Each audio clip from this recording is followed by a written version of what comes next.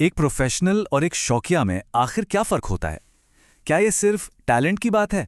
नहीं, फर्क होता है सोच का, एक ऐसे माइंडसेट का जो कामयाबी और नाकामी के बीच की असली लकीर खींचता है। आज हम इसी प्रोफेशनल सोच के कोड को समझने की कोशिश करेंगे। तो चलिए एक सवाल से शुरू करते हैं।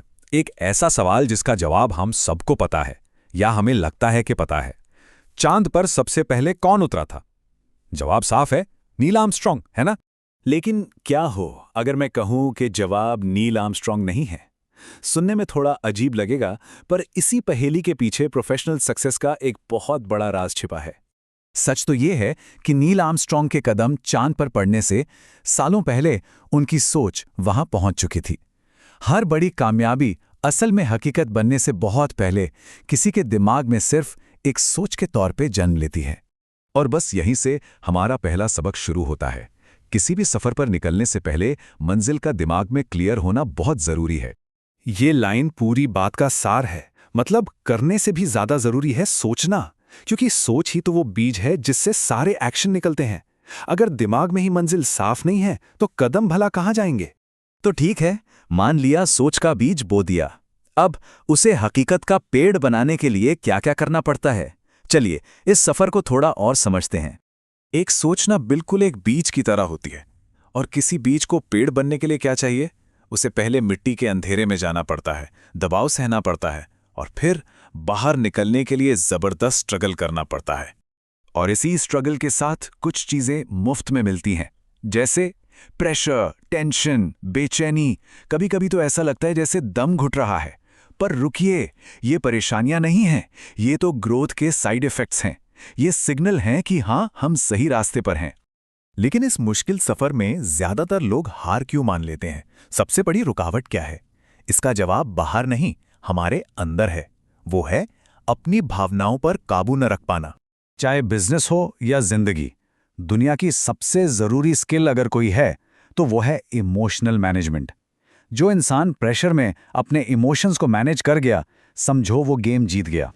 तो सबसे जरूरी बात यह है, पर्सनल इमोशंस प्रोफेशनल ड्यूटीज के बीच में कभी नहीं आने चाहिए। बस यही है प्रोफेशनलिज्म का असली मंत्र।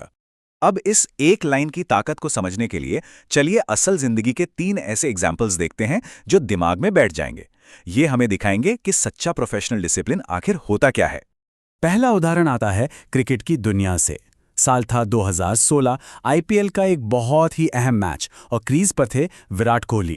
उस मैच के दौरान उनके हाथ में 1-2 नहीं, पूरे 9 टांके थे। जरा सोच कर देखिए, 9 टांके! इतनी चोट तो किसी को भी बिस्तर पर पहुंचा दे।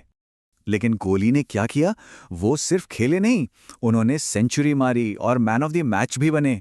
उन्होंने अपने पर्सनल दर्द को अपनी प्रोफेशनल जिम्मेदारी पर हावी नहीं होने दिया। इसी को कहते हैं प्रोफेशनल माइंडसेट। चलिए अब एक इंसान के उदाहरण से आगे बढ़ते हैं और एक कंपनी की पॉलिसी को देखते हैं। इंडिगो एयरलाइंस का एक नियम इसी सिद्धांत का एक जबरदस्त उदाहरण है। इंडिगो के हर प्लेन के कॉकपिट के ठीक बाहर एक छोटा सा बोर्ड लगा है जिस पर लिखा है, फ्लाइंग एक गंभीर पेशा है, अपनी निजी चिंताओं को इस दरवाजे के बाहर छोड़कर जाएं। क्या कमाल की बात है! एक सीधा रिमाइंडर कि हजारों लोगों की जिम्मेदारी किसी की भी निजी परेशानियों से कहीं ज्यादा बड़ी है। और अब तीसरा और शायद सबसे पावरफुल उदाहरण। साल 2002, वेस्ट इंडीज के खिलाफ टेस्ट मैच। अनिल कुंबले ने उस दिन जो किया वो प्रोफेशनल डिसिप्लिन की मिसाल बन गया। मैच खेलते खेलते अनिल कुंबले का जबड़ा टूट गया। डॉक्टर ने साफ कह दिया तुरंत सर्जरी करनी होगी। लेकिन कुंबले ने क्या किया? चेहरे पर पट्टी बंधवाई और वापस मैदान में उतर गए। टूटे हुए जबड़े के साथ उन्होंने लगातार 14 ओवर फेंके और दुनिया के सबसे खतरनाक बल्लेबाजों में से एक ब्रायन लारा का विकेट भी लिया। जब वो वापस लौटे तो उन्होंने कहा, अब मैं चैन से बैंगलोर जा सकता हूं, मैंने अपनी प्रोफेशनल जिम्मेदारी पूरी कर दी है। सोचिए, दर्द पर्सनल था लेकिन टीम के प्रति जिम्मेदारी प्रोफेशनल थी।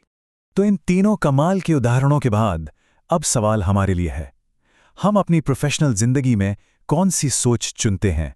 एक तरफ है वो प्रोफेशनल सोच जो टूटे जबड़े के साथ भी मैदान में उतरती है, और दूसरी तरफ है वो आम सोच जो जरा से जुकाम के लिए भी मीटिंग कैंसिल कर देती है। एक तरफ टीम की जरूरतें हैं तो दूसरी तरफ निजी परेशानियां जो काम पर हावी हो जाती हैं। तो देखिए, अगर इस पूरी बातचीत से सिर्फ एक चीज याद रखनी हो तो वो ये है, आपकी पर्सनल कहानी और आपकी प्रोफेशनल जिंदगी ये दो अलग अलग चीजें हैं। इन्हें कभी भी एक दूसरे में मिक्स मत होने दीजिए। तो आखिर में ये एक सवाल है जो हम सबको खुद से पूछना चाहिए। कहीं हमारी पर्सनल कहानी हमारी प्रोफेशनल जिंदगी के रास्ते में तो नहीं आ रही? इस पर सोचिएगा जरूर।